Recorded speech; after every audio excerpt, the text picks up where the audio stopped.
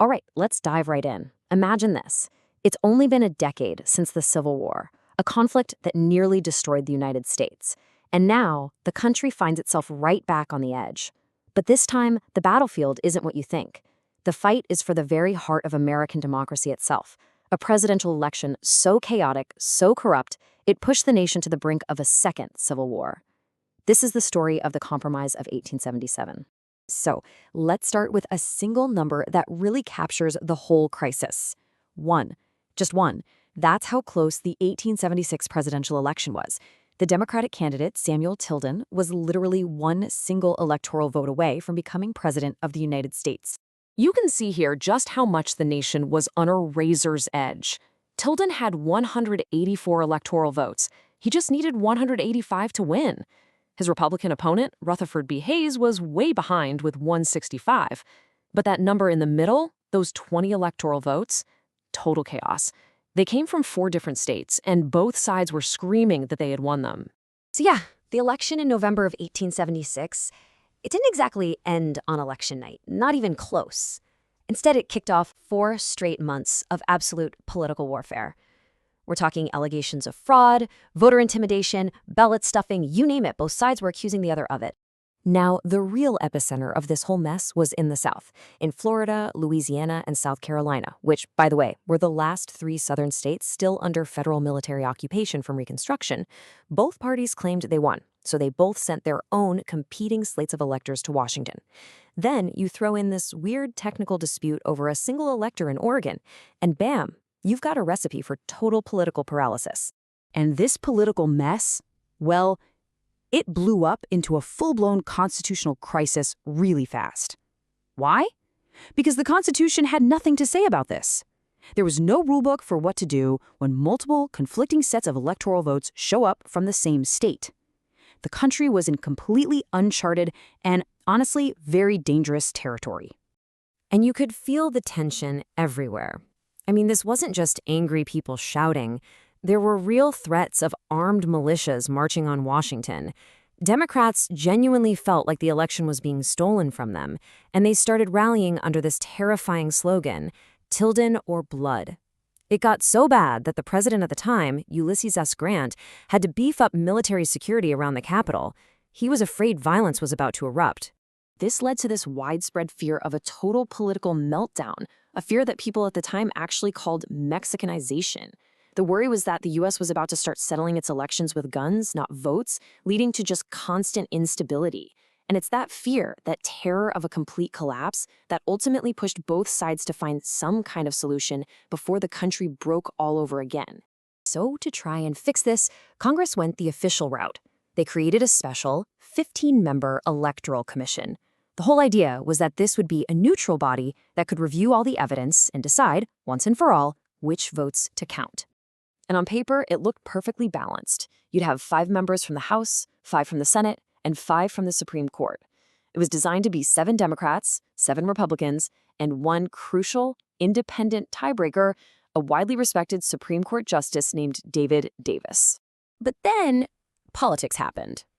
In this really dramatic twist, Democrats back in the Illinois legislature decided to elect Justice Davis to the Senate, probably thinking it would win his favor.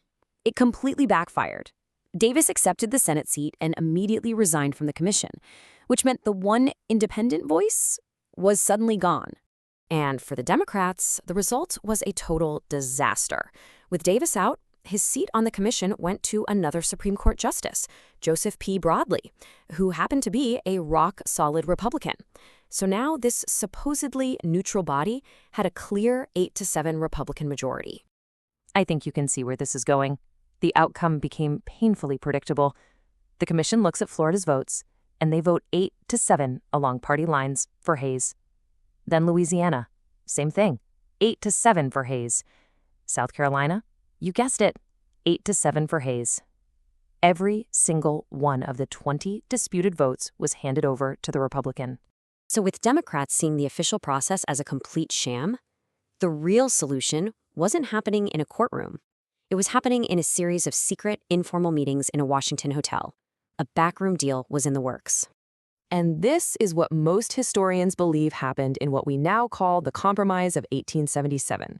The deal was basically this. Southern Democrats would agree to stop blocking Hayes from becoming president. In exchange, the Republicans promised a bunch of stuff, but the big one, the absolute game changer, was that Hayes would pull the last of the federal troops out of the South, effectively ending the era of Reconstruction. But here's the catch. There is no signed document, no official agreement. So for more than a century, historians have been debating what this compromise actually was. Was it really a formal quid pro quo bargain, or was it something else? Yeah, this historical debate shows a much murkier picture. Critics point out that, hey, maybe it wasn't a grand bargain at all. Maybe it was just Democrats realizing they had lost and had no power to stop it anyway. I mean, they point out that Hayes was probably gonna withdraw the troops anyway, and that other big promise of railroad funding, it never actually happened. But, regardless of the exact terms of the deal, or if there even was a formal deal, the biggest consequence was immediate, and it was undeniable. This political trade for the White House came at a huge human cost. And things happened fast. You have the disputed election in November, then the political deal gets hammered out so Hayes can be inaugurated in March, and then, just 1 month later, in April, the last federal troops protecting the Republican-led governments in the South were gone. Just like that. And that single action completely changed the political map of the South. With that federal protection gone, these so-called Redeemer governments, led by white Democrats, swept in and quickly started tearing down everything that had been built during Reconstruction. And the effects of this deal made in 1877, they didn't just stop there. Not by a long shot. They cast a long, dark shadow over the next 100 years of American history. The compromise basically opened the door for the Jim Crow era. It led to the rise of the Solid South, a one-party Democratic stronghold for decades, and the systematic stripping of voting rights from African Americans. All those promises of equality in the 14th and 15th Amendments, in the South, they were effectively ignored for generations. The compromise was so fundamental that 70 years later, when President Harry Truman made the first real push for civil rights from the White House, people saw it as a direct reversal of the 1877 deal. I mean, think about that. That's how foundational this one political bargain was to the entire racial order that came after it. So when you ask how a political deal from nearly 150 years ago can still echo today, well, this is how. A backroom bargain made to avoid one crisis ended one of the most pivotal chapters in American history, and it started a completely different one. It slammed the door on Reconstruction and opened another to a century of segregation, leaving behind a complex legacy that, believe me, continues to shape our conversations about race, politics, and justice even now.